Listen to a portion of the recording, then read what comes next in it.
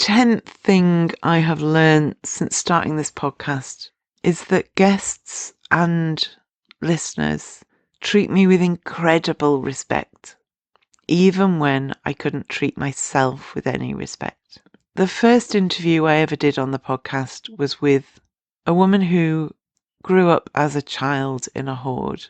And if anybody could be justified in thinking negatively of me, that could be her. Because I could represent the thing that was so incredibly harmful to her in her childhood.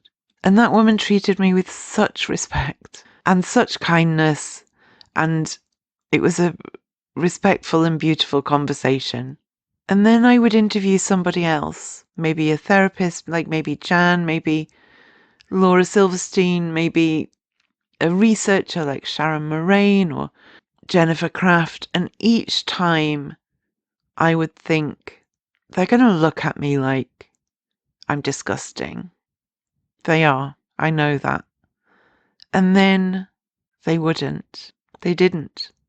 They looked at me like an equal human. And that's been one of the things that has honestly shifted the needle for me a bit about my own shame. Only a bit. Like, I'm still paralyzed by shame.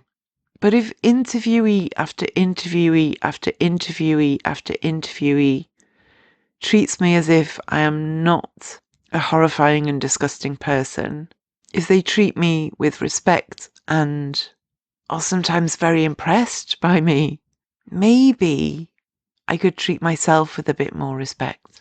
Maybe my own view of myself, especially in relation to hoarding, could just improve a notch. If they can treat me with compassion, maybe I can treat myself with a bit of compassion as well.